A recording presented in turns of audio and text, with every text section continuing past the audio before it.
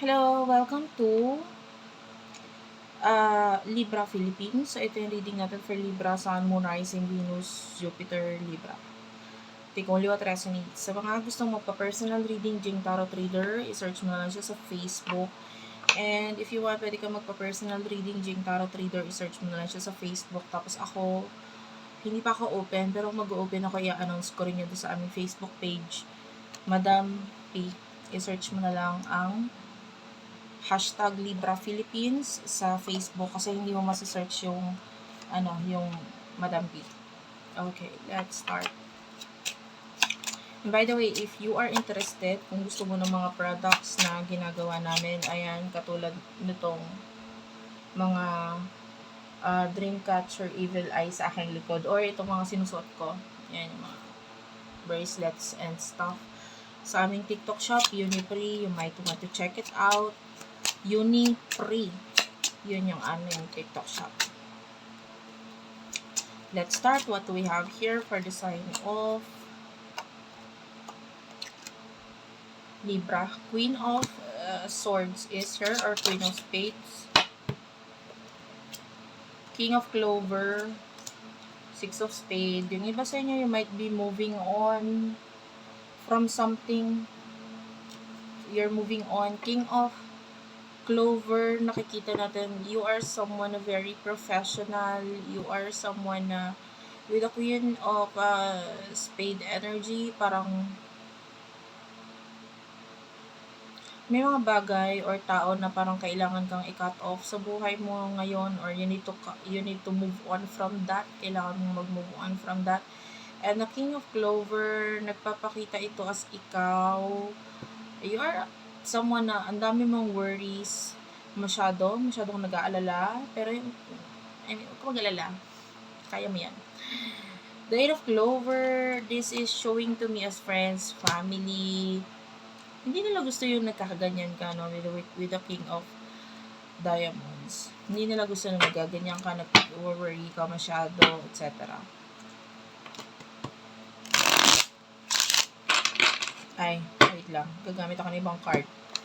Ibang deck. Ito yung person na kakonect mo. This is love reading, by the way. Kung ayaw mo na ganitong klaseng reading, if you don't like the way I read, pwede ka naman pang next video. Hindi ko naman kayo mapipilit kung ayaw nyo ng ganitong klaseng reading. Meron din naman ako reading na kung gusto nyo, nakafocus sa cards. Ayan. Depende kasi sa kung paano ko gagawin yung reading. Sa kung ano yung maramdaman ko, ma-feel ko, or klase ng reading na gagawin ko to, na nagustuhan ko or maramdaman ko, ang gagawin ko. So, bala kayo kung ayaw nyo na ganito, pwede kayo mag next video. Five of Spades is here, Three of Hearts, and the Joker. Okay, this could be a new person, or nakikita natin a person na willing mag-take ng risk. Sa'yo, Five of Spades is here. Three of Hearts, this could be a friend.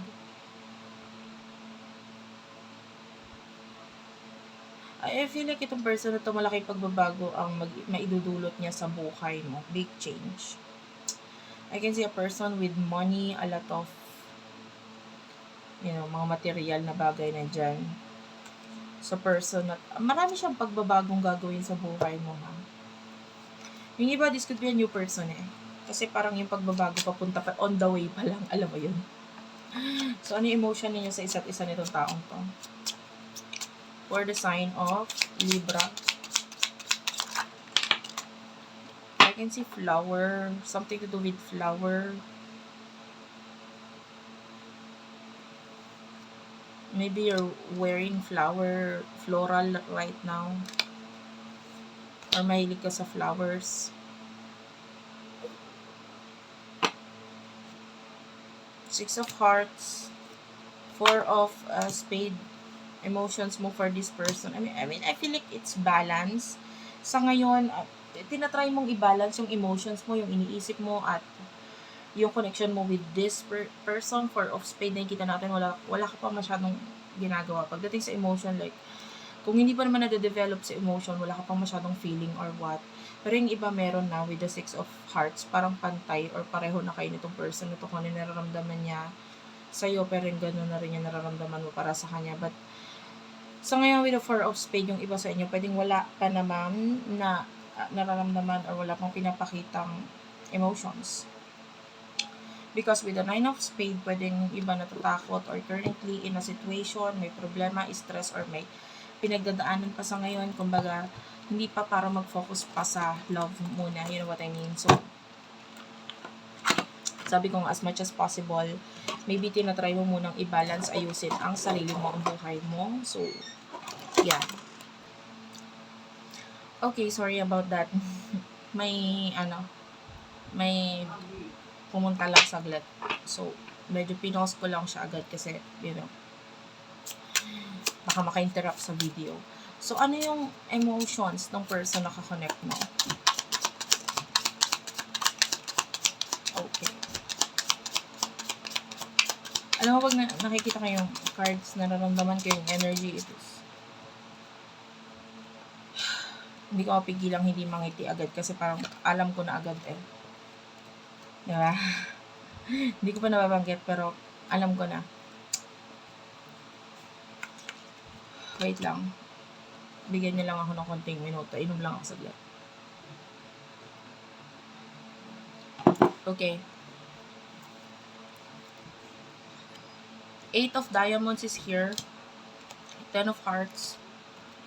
Jack of Clover. And then the 5 of Clover. At meron pa isa. 9 of Hearts. Some of you, pwedeng meron kang ibang options or but one of the option nakikita natin there's a lot of love mula dito sa taong to. 8 of Diamonds is here. This is a person who can bring you stability. Parang a very workaholic person. 5 of Clover, nakikita natin itong person na to as someone, sabi ko nga magbibigay or magdadala siya ng, wait lang. Okay, sorry about that again. So anyway, balik tayo sa reading. So ito person na to is someone, I mean, pwedeng magbigay siya ng maraming changes sa buhay mo. The Jack of Clover is showing to me as a person na very concerned sa'yo. I can see a person na magpupuyat just to talk to you. Hindi niya gagawin yon kung hindi ka importante. So, importante ka. Sa taong to. Could be a new person. What will happen in the near future for you and this person? Very workaholic siya. Tsaka,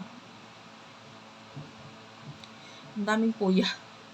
Ang dami ko nararamdaman na puyat, pagod dito sa taong to. So, could be a person na talagang sobrang ang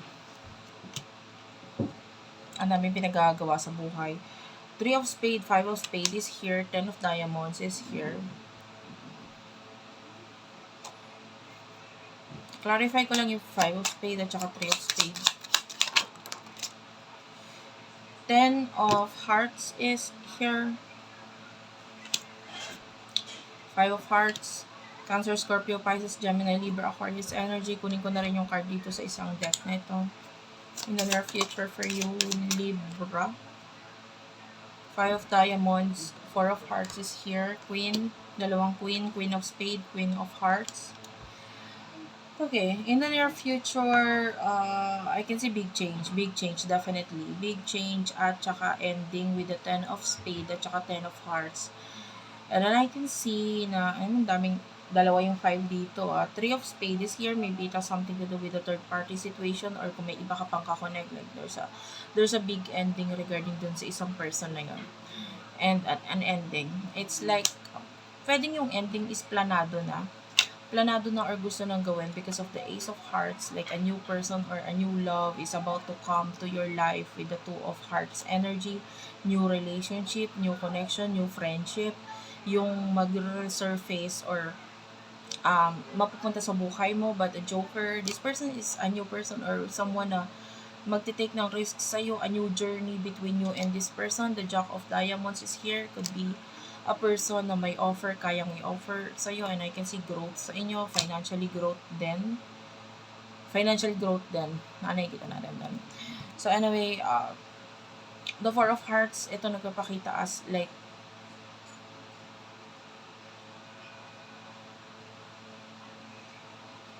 some of you, pwedeng hindi ka masyadong sure about this person, but the Queen of Hearts, pwedeng siya, sigurado siya sa'yo, and the Queen of Spades is here.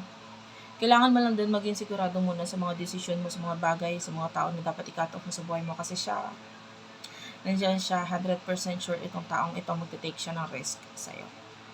Thank you for watching. I love you all, and bye-bye.